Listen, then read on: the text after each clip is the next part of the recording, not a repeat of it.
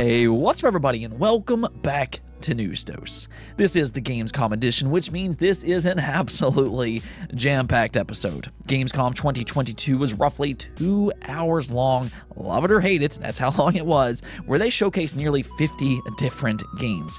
But my goal today is to talk about my impressions, reactions, and just some of the best highlights of this event in hopefully less than 20 minutes. We'll kind of see if I can actually do that. I mean, this was a very long event, but no matter how long it takes, I think we're in for a very fun time today, as we do have some pretty cool announcements to go over, including a very exciting Xbox Game Pass game. I mean, wow. Then we also have Hideo Kojima, which quietly fueled the fire for some of those rumors out there. Then we have some new PlayStation hardware, and then plenty of new games as well. Like I said, I think we're in for a very, very fun time. However, if you do like these type of videos though, go ahead and hit those buttons below, like, subscribe, and hit that bell notification. Let it ring for those daily news videos. Let's go and get started though, and before we get into the Gamescom stuff, there are a few other notable things that's happened over the last 24 hours, including a release window for PlayStation VR 2. You know, this is actually big news in its own right, but because the timing of this announcement, it's probably not going to get the exposure that it might have otherwise. That right there though is why y'all have me. I can always highlight things like this in case you missed it, and yes, Sony has now committed to a release window for PlayStation VR 2. Various official PlayStation Twitter accounts, including France and the UK, posted a relatively simple tweet stating that PlayStation VR 2 is coming in early 2023. So, I mean, there you have it. It's not an exact release date or anything like that just yet, but it does, however, narrow things down just a little bit more, which does allow fans to better prepare, as you know, new hardware like this can be quite pricey. That's kind of the thing about this, though, because, I mean, there's still a lot of things that we don't know, and because its release window isn't necessarily too far away now, I think we should start to expect a big blowout of information sometime here soon. I mean, we have seen some specs for this device, and in that aspect, it does look really good. But with its release window pretty soon being early 2023, I fully expect a big blowout showcase ahead of its release window sometime here soon. They've kind of done this drip feed up to this point, but something like a dedicated PlayStation State of Play would probably go a long way in really showcasing what this device is capable of, and also just giving some more exact details like its price point and release date. Those, of course, are incredibly important. And for that matter, the games will always be the most important thing. And if they can put a good, dedicated showcase together with some really good launch games, that would go a long way in giving a niche device like this more exposure. I want to hear your all's predictions though. What do you think the price point will be for PlayStation VR 2? Based on what we've seen so far, I'm expecting it to be quite pricey, but I guess we'll see, hopefully sooner rather than later. Now, we also got an official announcement for Disgaea 7. Yeah, I know I keep saying it, but you tactical RPG fans out there are really living the good life right now, and that continues on with the long-running Disgaea franchise. Now, the cool part here is that its release is right around the corner, or at least over in Japan. There's currently no information on a localization just yet, but it is set to come to the Nintendo Switch and PlayStation on January 26 over in Japan. Unfortunately, no mention of Xbox or PC just yet, but hopefully with that localization, again, maybe they'll announce more devices then, though, I mean, you know, with Disgaea, there's never really guaranteeing any of that. It, however, is following in the footsteps of Disgaea 6, meaning it is another 3D entry, which has been met with some mixed results. Disgaea 6 did have some performance issues, especially on the Nintendo Switch, though hopefully they'll have learned from that experience and make the 7th entry even better. That's kind of the hope here. All in all, though, more Disgaea is on the way, which, I mean, I'm personally happy about that. I do like this franchise, and as soon as we get an update for its localization outside of Japan, I, of course, will let you know. Let's go and talk about Gamescom, though, there's a lot to go over here, and what I'm going to do here is that I'm going to divide this up into 3 different parts. As always, there will be timestamps, but first, I'll talk about some of the bigger stories that came from this showcase. Then we'll go over some interesting new IP and a licensed game that I think some of you will be very excited about. And then lastly, we'll talk about some of the big release dates. The first thing that I want to talk about, though, is, in my opinion, the highlight of the show, the best new game that was revealed here being none other than Lies of P. Now, this actually leaked out yesterday, but it was confirmed here. Lies of P is indeed coming to Xbox Game Pass day one, and wow, this game looks absolutely incredible. We'll get into that here in just a second, but this game is actually based on the story of Pinocchio. I wasn't really expecting that, but it's described as a Souls-like where you guide Pinocchio on his unrelenting journey to become human. So this is a rather interesting and unique take on a familiar story that a lot of fans out there will know from their childhood especially, and then it just becomes its own thing. With its world though, its design, its atmosphere, and then with its gameplay, I was extremely impressed, especially with the combat and the enemy designs, which is always going to be important for a Souls-like game. Those things have to be just absolutely top tier in order to be a good Souls-like. I mean, that's kind of a staple with this genre, and I think Lies of P very much made a strong impression in both of those regards. In fact, my opinion was kind of validated later in the show as they gave out awards, and for the best PlayStation game at Gamescom, well, that ironically was Lies of P. I mean, I had to laugh at that a little bit just because, I mean, this is a day one Xbox Game Pass game, and ironically, it won the best PlayStation game. I mean, this game wasn't even nominated for best Xbox game. I don't know who does these awards. Just take that as you will, but whatever. This game looks absolutely incredible. The design and atmosphere itself kind of reminds me a little bit of Bloodborne, but yes, it is set to release in 2023 for PlayStation, Xbox, PC, and then, yes, Xbox Game Pass. I mean, seriously, for you Xbox Game Pass subscribers out there, the first half of 2023, I mean, wow, it is looking insane. Now, Hideo Kojima was also at Gamescom. As I said in a previous video, you can never really fully discount him being at a Jeff Keighley showcase. They are very good friends, and that very much proved to be true today, though he did not announce a new game as originally speculated. It was actually just a podcast announcement for Spotify, but there was actually a little bit more to this announcement than just that. See, not everybody immediately caught this, but he did mention, quote unquote, while working on my new games, I am here to share other news. So he does confirm here that he is indeed working on multiple games, as in plural. That was the big part of this announcement that caught my attention, and it does lean into the ongoing rumors that's been circulating for quite a while. We all know for a fact that Kojima is working on some type of Xbox game. They announced this back at the Xbox Bethesda showcase. It possibly might be Overdose, which is a third-person horror game that leaked out right before the Summer Game Fest. Well, we'll learn more about that game in the future, but however, there's also some evidence that Death Stranding 2 might also exist, or at least if Norman Reedus, the actor who plays the protagonist, is to be believed. He mentioned in an interview himself that they're working on a sequel, and while we still don't have an official confirmation on whether or not this is true, the fact that Kojima today did mention working on multiple games certainly adds fuel to the fire. At the very least, do expect more from Kojima in the future than just the Xbox game, which is why this announcement today was just so noteworthy. Sony also announced new hardware today, being the PlayStation 5 DualSense Edge controller.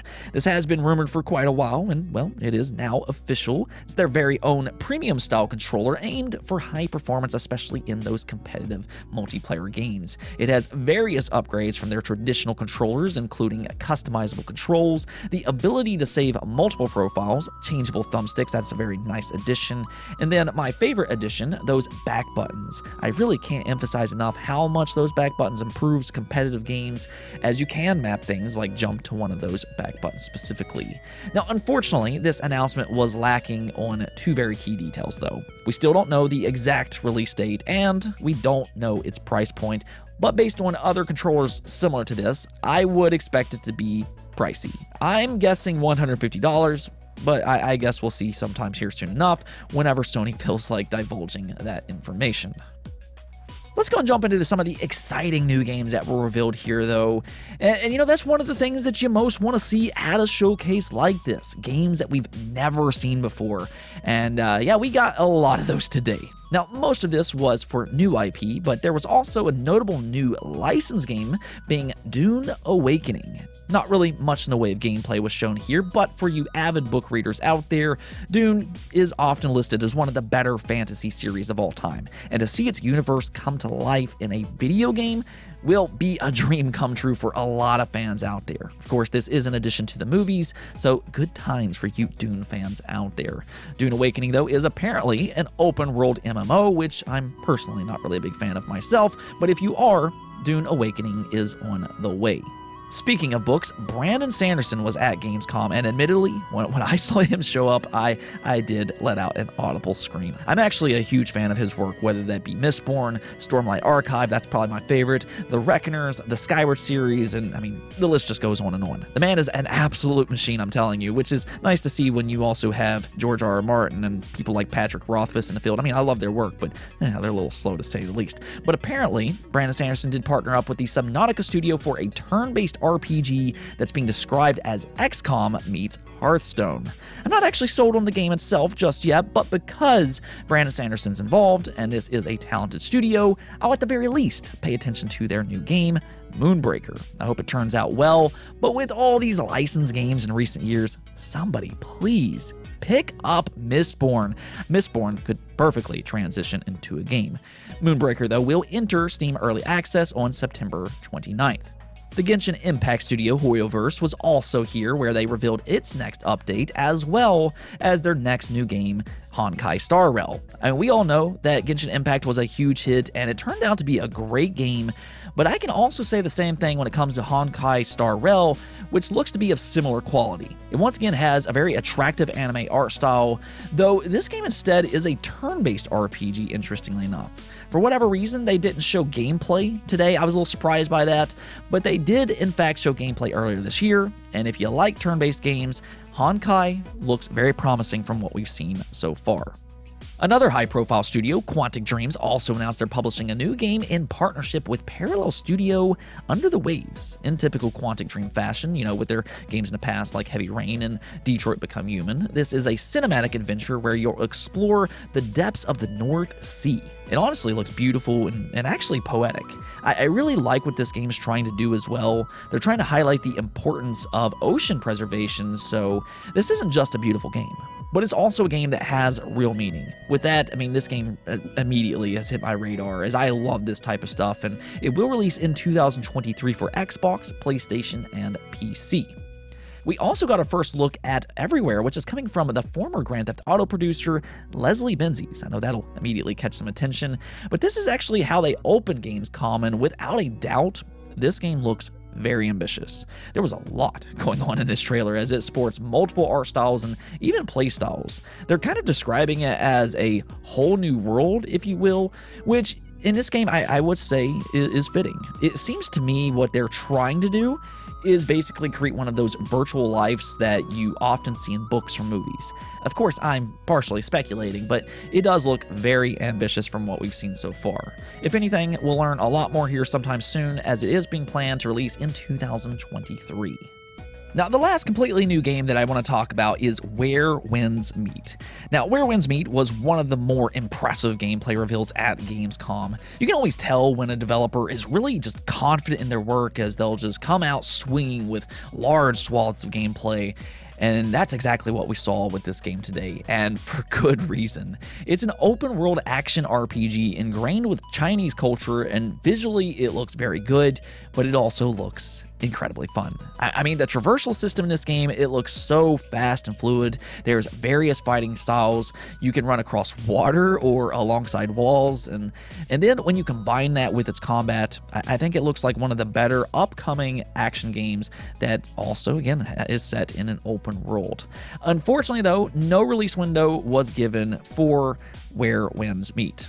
Overall, though, a lot of exciting new games were revealed today at Gamescom, and there are actually more. Wyro Song, as an example, was announced, which is a new RPG coming from prior Obsidian Entertainment talent.